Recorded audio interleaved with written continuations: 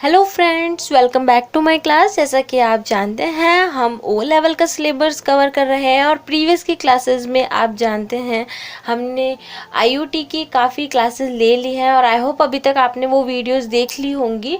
और आज हम आईओटी की क्लास का चैप्टर नंबर 1 का नेक्स्ट टॉपिक कवर करने जाएंगे, जो कि है हमारा the logical design of IoT. तो चलिए स्टार्ट करते हैं हमारा। और उससे पहले हम जानते हैं ये हमारा मॉड्यूल 4 है, M4R5 के नाम से जाना जाता है, जिसका की नेम है introduction to internet of things IoT and its application, जो कि बेस्ड है हमारे रिवाइज्ड सिलेबस के अकॉर्डिंग।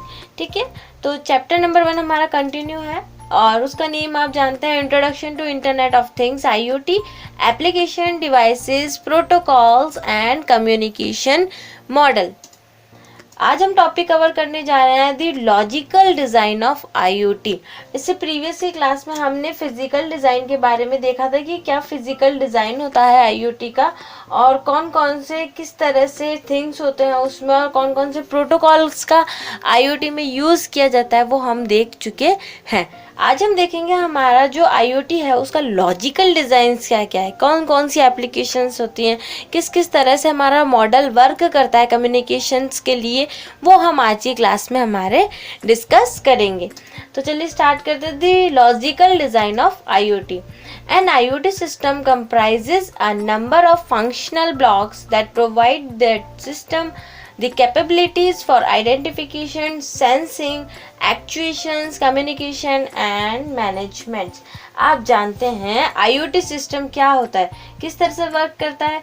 इसको इस तरह से बनाया गया है कि इसमें बहुत से ब्लॉक्स होते हैं जो क्या कर रहे हैं, किसी भी सिस्टम की पहचान करने, उसका आइडेंटिफाई करने के लिए, उससे एक्चुएशंस और सेंसिंग के थ्रू डेटा कैप्चर करने के लिए, कम्युनिकेशंस बनाने के लिए और सभी डिवाइसेस को मैनेज के लिए क्या होता है, कई फंक्शनल ब्लॉक्स वर्क कर रहे होते हैं कि पर्टिकुलर जो वर्क किया जाएगा वो इस फंक्शनल पे इस ब्लॉक पे वर्क किया जाएगा, द सेकंड वर्क जो किया जाएगा वो इस वाले ब्लॉक पे, यानी कुछ डिफाइन कर दिए गए कुछ ऐसे ब्लॉक्स हैं जिनके थ्रू ही हम ये आईओटी के जो भी हमारे कम्युनिकेशन या किसी भी तरह का वर्क होता है वो कंप्लीट कर पाते हैं।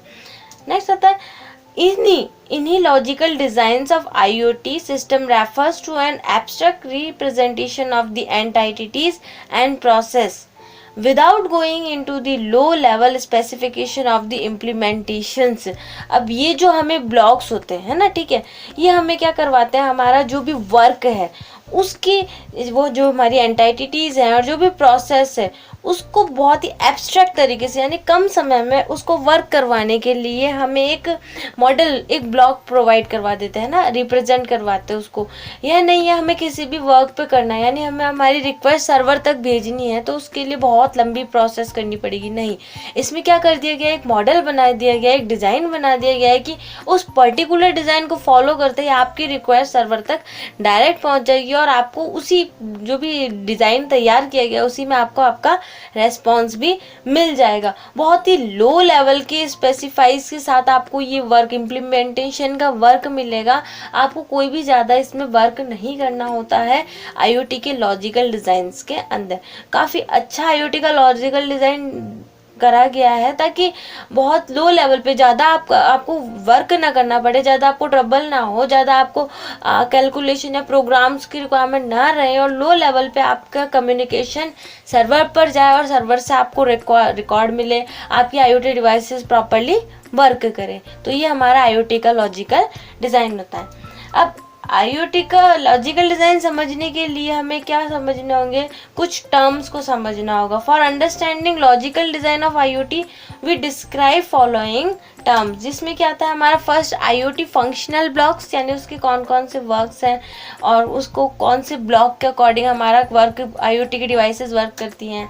दी आईओटी कम्युनिकेशन मॉडल्स, आईओटी में जो कम्युनिकेशन मॉडल्स होते हैं यानी एक डिवाइस दूसरी डिवाइस से किस मॉडल के अकॉर्डिंग, किस ढांचे के अकॉर्डिंग अकॉर्डिंग किस स्ट्रक्चर पे वर्क कर रही है वो हमारा आएगा। थर्ड आएगा हमारा IoT कम्युनिकेशन APIs, है ना। हमारे IoTs के लिए जो एप्लीकेशन इंटरफेसेस हैं वो कौन कौन सी हैं, वो हमारा IoT के लॉजिकल डिज़ाइंस को समझने के लिए हमें आज की क्लास में देखना है। तो सबसे पहले हम पढ़ेंगे हमारा IoT का फंक्शनल ब्लॉक, देन हम मॉडल्स पढ़ेंगे और उसके बाद APIs के बारे में जानेंगे। तो सबसे पहले हम देखें IoT फंक्शनल ब्लॉक्स यानी IoT। An IoT system comprises of several functional blocks that provides the system capabilities of identification, sensing, actuations, communication and management। यानी IoT का जो फंक्शनल ब्लॉक है उसमें जो जो हमें प्रोवाइड करवाए जा रहे हैं, जैसे कि डिवाइस के थ्रू किसी डिवाइस को पहचानना, उसकी सेंसिंग या एक्चुएशन से रिलेटेड या कम्युनिकेशंस या मैनेजमेंट, ये सब किस पर डिपेंड करता है, हमारे IoT के फंक्शनल ब्लॉक में जो जो भी हमारे डिवाइसेस शामिल होते हैं उनके थ्रू हम इस पर वर्क करते हैं। ठीक है, यानी आपके जो भी अनेक फंक्शनल ब्लॉक्स होंगे ना इसमें शामिल किए जाते हैं, किसमें, IoT के फंक्शनल ब्लॉक्स में। जैसे हर एक फंक्शन, हर एक पर्टिकुलर ऑप्शन का अलग फंक्शन होता है, ठीक है, वही इसमें डिस्क्राइब करा जाएगा। इसमें आपको ये आर्किटेक्चर समझना होगा। देखिए यहाँ पे आपके पास क्या है, एप्लीकेशन है। सबसे पहले आपके पास डिवाइसेस होती है और उसमें उन डिवाइसेस के थ्रू आपका कम्युनिकेशन एंड सर्विसेज इस्टेब्लिश किया जाता है एक पर्टिकुलर एप्लीकेशन तक। इन डिवाइसेस पर और इन कम्युनिकेशंस पर प्रॉपर मैनेजमेंट किया जाता है, साथ ही साथ सिक्योरिटी भी इस पर दी जाती है। तो ये हमारा किसको डिफाइन करा रहा है, IoT के फंक्शनल ब्लॉक्स को डिफाइन करवा रहा है हमारा ये डायग्राम की। किसी डिवाइस को आइडेंटिफाई करना, उससे डेटा कैप्चर करना, कम्युनिकेशन स्टैब्लिश करवाना, मैनेज करना एंड सिक्योरिटी बना के एप्लीकेशन पे प्रॉपर रन करवाना, ये हमारे IoT के फंक्शनल ब्लॉक्स में आता है।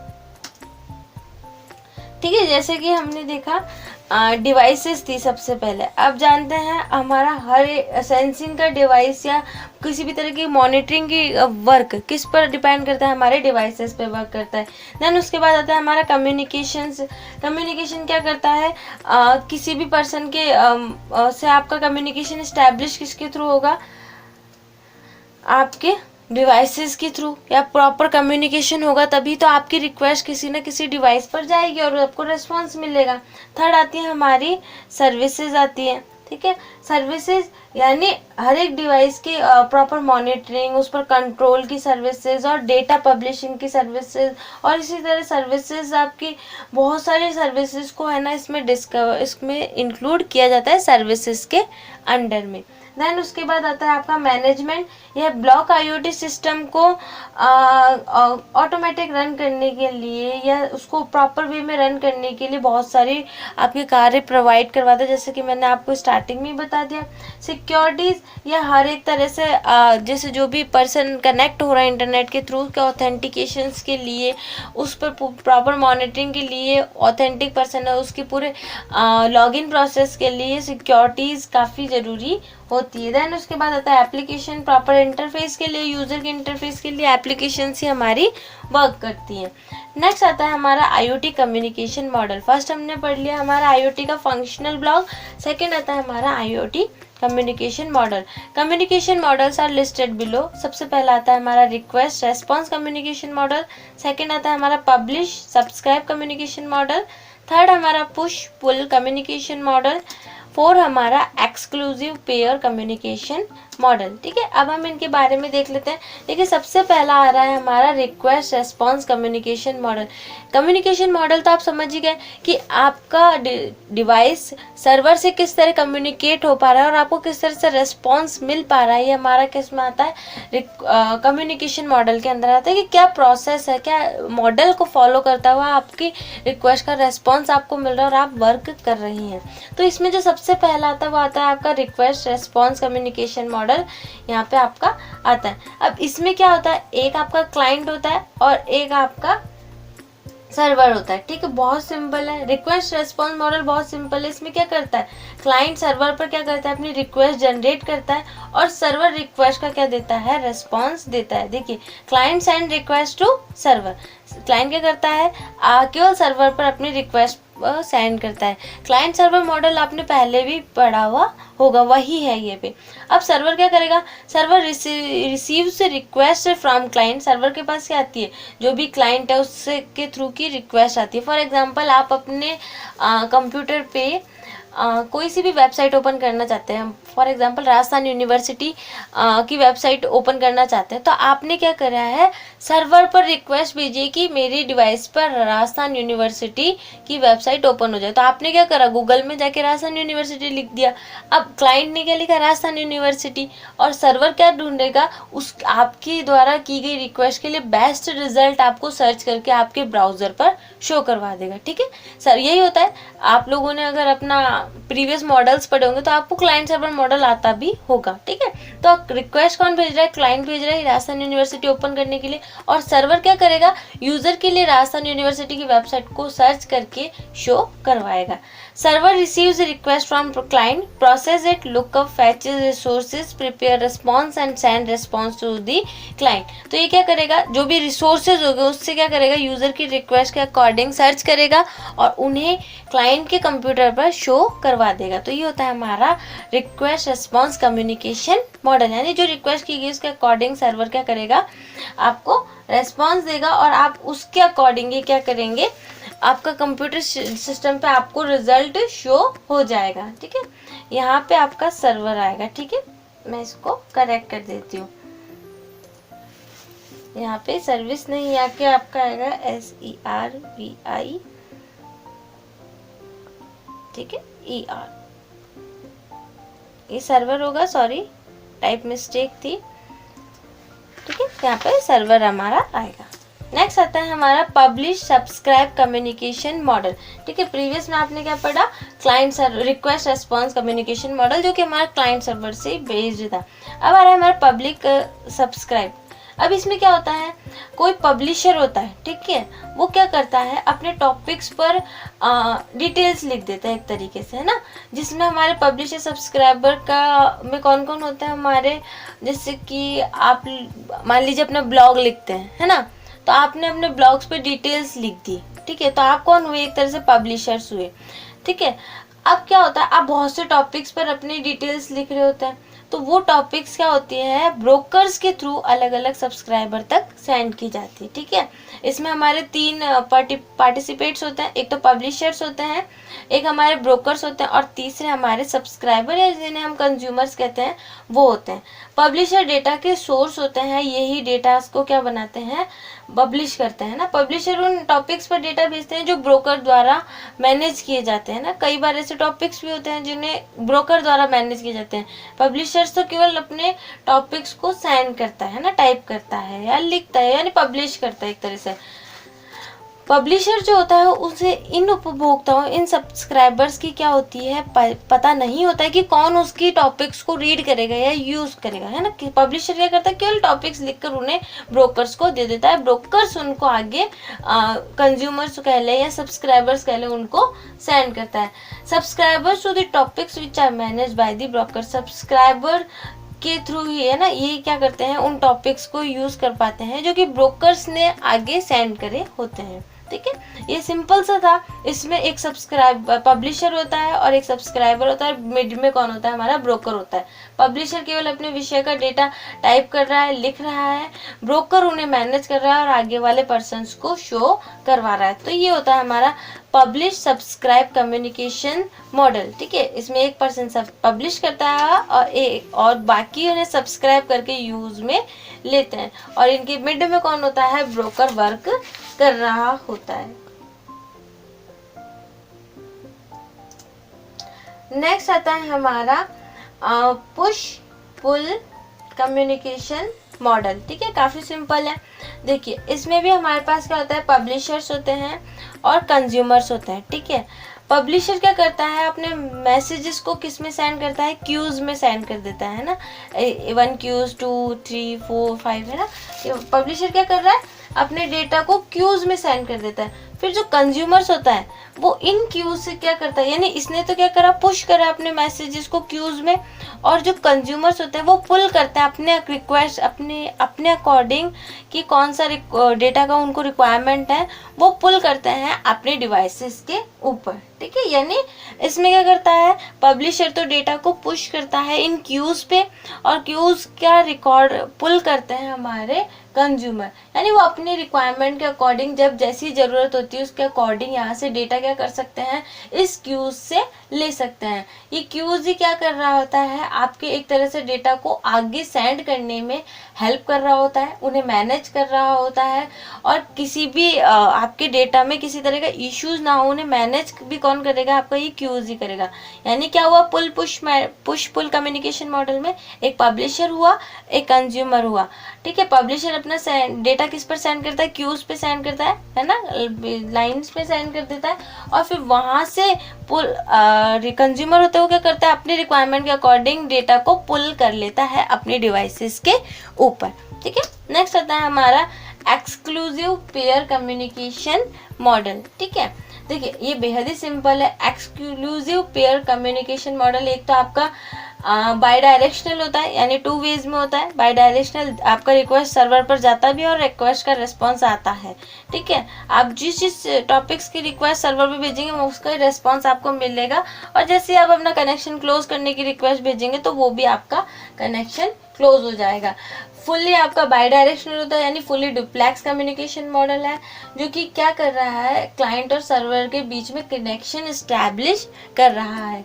और जब एक बार कनेक्शन सेट हो जाता है तब आप प्रॉपर वे में वर्क कर सकते हैं। जो भी आपका कनेक्शन इस्टेब्लिश हुआ है, क्लाइंट कनेक्शन को बंद करने के लिए अगर रिक्वेस्ट नहीं भेजता है तब तक कनेक्शन क्या होता है, इस्टेब्लिश रहता है। ठीक है, जैसा कि आपको डायग्राम में भी शो रहा है, रिक्वेस्ट क्या की गई है, कनेक्शन सेटअप की सर्वर पर भेजी गई, सर्वर के थ्रू आपकी डिवाइसेस पर रिक्वेस्ट का रिस्पॉन्स दिया गया, और फिर message from the client to server, client के थ्रू सर्वर पर मैसेज सेंड किए गए, सर्वर से वापस रिस्पांस क्लाइंट को मिलेगा। बाई डायरेक्शनल है, डुप्लेक्स है, यानी उसी समय क्या मिल जाएगा, उसका रिस्पांस मिल जाएगा। अगर क्लाइंट ये चाहेगा कि कनेक्शन क्लोज हो जाए और उसकी रिक्वेस्ट वो सर्वर पर भेजता है तो वो कनेक्शन भी क्या होता है, क्लोज हो जाता है। ठीक है, तो ये होता है आपका एक्सक्लूसिव पेयर कम्युनिकेशन मॉडल। ठीक है, बेहद सिंपल था। आई होप आपको ये समझ में आ गया होगा।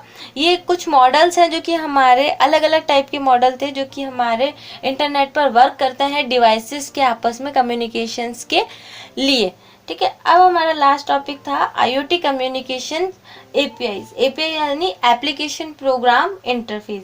अब हमारे जो आईओटी है उसकी एपीआईज को समझने के लिए हमारे पास 2 तरह के कम्युनिकेशन एपीआईज हैं, जिसमें कि हमारा सबसे पहला आता है REST based communication APIs and second web socket based communication APIs.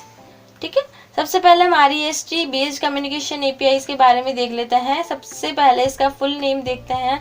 REST representational state transfer, ठीक है, ये इंपॉर्टेंट भी रहेगा, is a set of architectural principles by which you can design web services and web APIs that focuses on system resources and how resources states are addressed and transferred।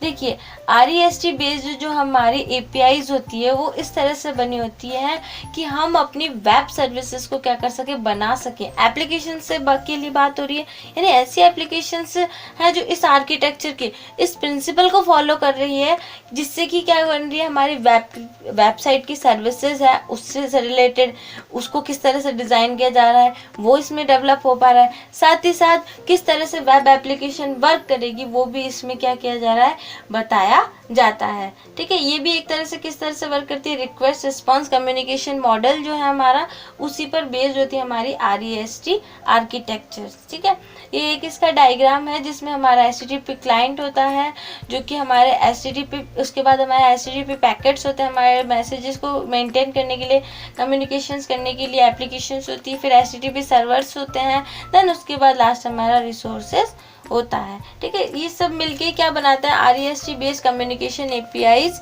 बनाते हैं। अब इसके कुछ कॉन्स्ट्रेंट्स होते हैं जिनके बारे में यहाँ बताया जा रहा है। सबसे पहला होता है हमारा क्लाइंट सर्वर।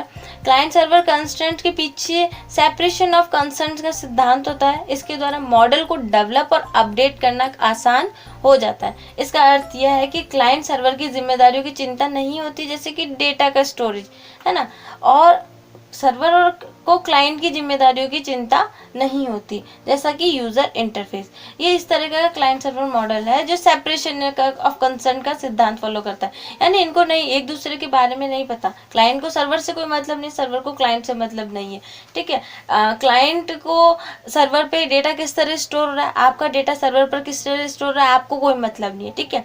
सर्वर को ये नहीं पता कि यूजर किस तरह से डिवाइसेस पर इंटरफेस कर रहा है, किस तरह से वर्क कर रहा है, ये सर्वर को नहीं पता। तो यहाँ पे ये होता है आपका सेपरेशन ऑफ कंसर्न का सिद्धांत यहाँ पे फॉलो किया जाता है, और ये हमारा क्लाइंट सर्वर मॉडल पे वर्क होता है। सेकंड होती है स्टेटलेस। क्लाइंट के द्वारा सर्वर को की जाने वाली प्रत्येक रिक्वेस्ट के द्वारा जरूरी इंफॉर्मेशन को अवश्य कंटेन करना चाहिए, जिससे कि रिक्वेस्ट को समझा जा सके। एकदम स्टेटलेस रिक्वेस्ट होनी चाहिए, ऐसा नहीं हो आप कोई सी भी रिक्वेस्ट करें, क्लाइंट सर्वर पर इस तरह रिक्वेस्ट भेजे ताकि सर्वर को प्रॉपर वे में समझ में आए कि आखिर इसका रिस्पॉन्स किस वे में देना है। नेक्स्ट आता है कैशेबल। कैशिंग जो है वह आईओटी को और ज़्यादा स्केलेबल एंड एफिशिएंट बनाती है। कैश का प्रयोग करके डेटा को दोबारा से यूज़ किया जाता है। कैश आप जानते ही हैं, आप कुछ भी सर्च करते हैं इंटरनेट पर, आज अगर आपने सर्च करा है तो उसकी क्या बन जाती है, कैश कुछ आपके मोबाइल में सेव हो जाती है। नेक्स्ट टाइम आप उसी जो भी आपने सर्च किया था उसी वेबसाइट पर या उसी टेक्स्ट पर जाता है तो आप देखते होंगे आपको एक लिस्ट मिल जाती है। फॉर एग्जांपल राजस्थान यूनिवर्सिटी था, तो आपने अगर एक दिन पहले राजस्थान यूनिवर्सिटी सर्च करा और नेक्स्ट डे आप केवल RAJ लिखते हैं तो आपको देखते होंगे आपको नीचे कैश में उसका पूरा नेम दिख जाता है कि आप उसे पिक कर सकते हैं और फिर राजस्थान यूनिवर्सिटी की वेबसाइट को ओपन कर सकते हो। तो कैशेबल होनी चाहिए आपकी जो भी APIs होनी चाहिए वो कैशेबल होनी चाहिए, है ना, यूज़ होना चाहिए उसमें। Layered system. इस कॉन्स्टेंट्स के द्वारा सिस्टम की स्केलेबिलिटी बेहतर होती है। बहुत अच्छे तरीके से आपका डिवाइसेस होती है वो प्रॉपर वे में लेयर्ड्स के अकॉर्डिंग बिना किसी कमी के, बिना किसी यूज़र की बाहर के इंटरफेस के बिना भी आपका क्या करता है, प्रॉपर सिस्टम वर्क करे।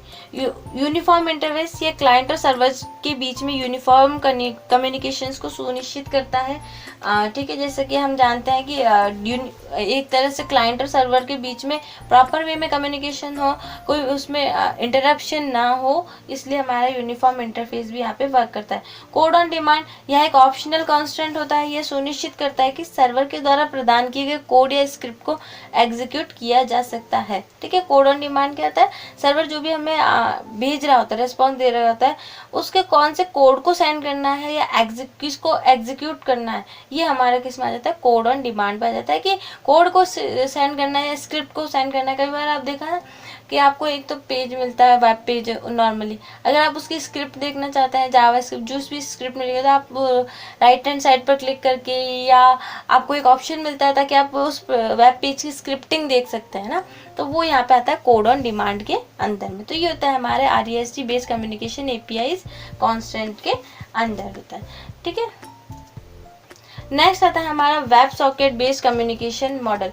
वेब सॉकेट भी देखिए हमारा किस पे बेस्ड होता है, हमारा क्लाइंट सर्वर मॉडल पर ही बेस्ड होता है। यह भी क्या होता है, बाई डायरेक्शनल होता है, फुल डुप्लेक्स कम्युनिकेशन मॉडल होता है। और ये क्या है, और ये साथ ही साथ हमारा एक्सक्लूसिव पेयर कम्युनिकेशन मॉडल पे भी वर्क करता है। यानी वेब सॉकेट किस पे बेस्ड होता है, हमारा एक्सक्लूसिव पेयर कम्युनिकेशन मॉडल, जो कि अभी हमने लास्ट में पढ़ा था, हमारे 4 मॉडल्स पढ़े थे, उनमें जो हमारा एक्सक्लूसिव वाला था, लास्ट वाला, जिसमें रिक्वेस्ट सर्वर पर जा रही है और सर्वर उसका रिस्पॉन्स उसी समय दे रहा है ना, तो उस मॉडल पर भी हमारा वर्क करता है। देखिए यहाँ पे भी वही है, request to setup web socket connection server पर सेंड की गई और रिस्पॉन्स एक्सेप्टिंग द रिक्वेस्ट, अगर एक्सेप्ट की जा रही है रिक्वेस्ट को तो उस पर से क्लाइंट सर्वर सिस्टम पर उसको सेंड किया गया। डेटा फ्रेम्स को की रिक्वेस्ट सेंड की गई, उसका रिस्पॉन्स मिल दिया गया। डेटा फ्रेम्स की फिर रिक्वेस्ट की गई, उसका रिस्पॉन्स मिल गया। कनेक्शन फ्लोज की रिक्वेस्ट सर्वर पर सेंड की गई तो उसका भी हमें रिस्पॉन्स मिल जाता है। और ये जो सबसे पहले रिक्वेस्ट कनेक्शंस को इस्टेब्लिश किए जाते हैं, इसी क्या कहते हैं, इनिशियली हैंडशेक कहते हैं ना। वेब सॉकेट के थ्रू जो सर्वर पर कनेक्शंस के लिए रिक्वेस्ट भेजी जाती है उसे क्या कहते हैं, वेब सॉकेट हैंडशेक कहते हैं, ठीक है। और साथ ही साथ ये हमारा बाई डायरेक्शनल कम्युनिकेशन होता है, जो कि मैंने आपको बता दिया। क्लोजिंग कनेक्शंस यहाँ पे इसका इस्टेब्लिश होता है।